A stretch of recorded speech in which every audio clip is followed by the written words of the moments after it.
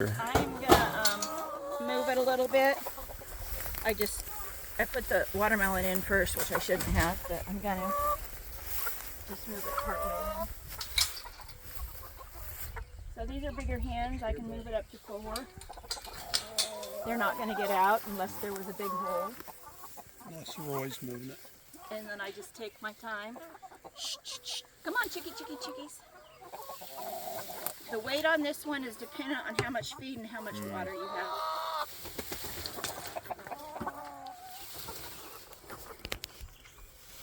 So if you move that one, you'll see that this is a little bit heavier. Come on. You're gonna lose the watermelon. That's about to your watermelon, huh? Yeah. You'll get upset to miss your watermelon. Yeah, I'm not gonna let him move it. And then, so, Papa, what I was telling is that I started in March along this tree line right here. And I moved it all the way, except for I skipped around where the raised beds are. Because we had a dividing fence. You were asking about training them. And that's where we had a dividing fence down there when we first trained them with that. Kept them on that side of it. So all of that on that side of the arch has been grazed. And you can see right through there, right behind you, he mowed a strip this morning, just topped it off. That's the difference between mowing it and what the chickens do. And we mow it, we move it, we attempt to move it a minimum of twice a day, but some days I get too busy and it might be all day, just once a day. And some days are really good and I move it 3 times a day.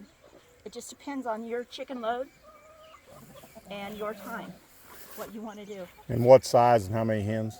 Right, that chicken load.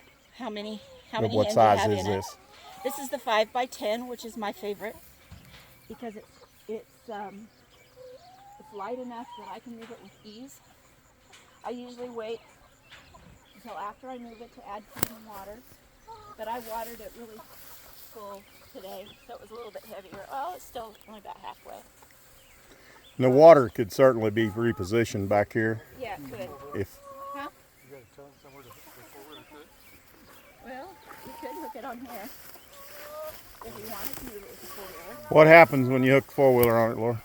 Well, the problem is that you can't watch the chickens in the back to see who keeps up with you.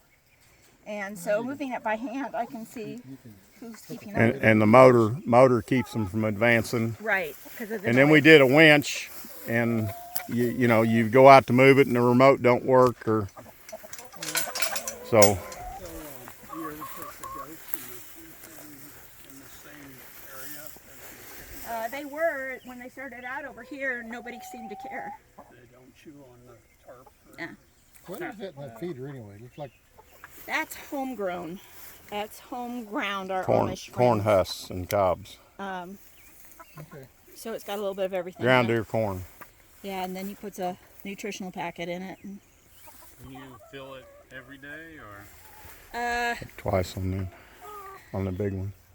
you fill the feed? Every 2 days. yeah, if I fill it all the way up, it definitely lasts them at least 2 days. I just put the bigger one in there for her. But I She usually had that just little bring white out- one that's in them others, and Bring out what I can it kept plugging up. and keep so that there's always something in it. Yeah. By moving, how much feed do you think you save? 20% probably. 20. If you'll move it twice a day. And a way higher quality egg and meat. That's the main thing, is the health. I just recently put the lid on it. I don't think I scrubbed it all the way out. But I put the lid on it because I realized that's what's causing so much of the algae. Yeah, just sunlight going through your white. Yeah, If you put a black I'll do backer it. on, it'd be a lot less. yeah, Or you just don't see it. yeah, exactly. Yeah, paint black would be alright. And because that's home feed, that's why I'm feeding separate oyster shell and Grit. Is the galvanized bucket ideal for picking out chickens picking out, or just something you They do fine. go It just, well with the color of the it just, coop? I picked them because they were easy and cheap. The only thing that I would do, Especially the cheap part. the only thing that I would do now, and I think I found my other zip tie twist right ties, is put a zip tie around the bottom so that they don't, when I move it, they tend to go back.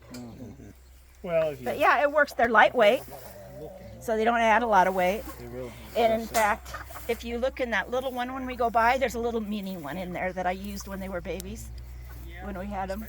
Come from a Hobby Lobby or somewhere. Yeah. It's a craft. Tell you what, Something like that. I grabbed hold of our churches. We repainted a big gym, and I grabbed hold of their paint cans. One guy looked at me like I was crazy, but I'm finding uses for them everywhere. Oh, yeah. And they're black polymer plastics, so they won't break Yeah. down like white. Yeah. But that's a little bit deeper. That's a deeper bowl.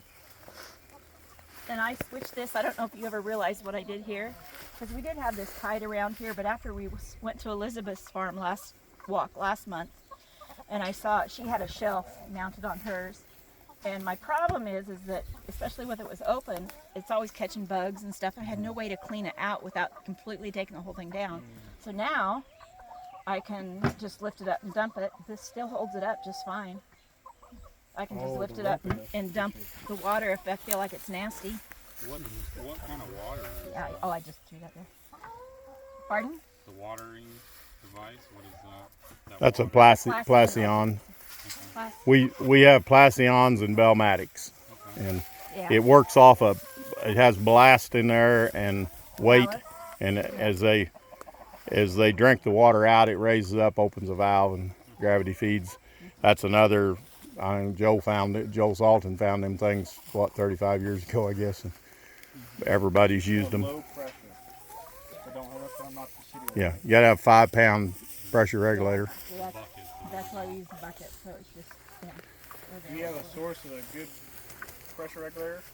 QC Supply, QC Supply. I think, can get them. Then you got to deal with the hose falling in.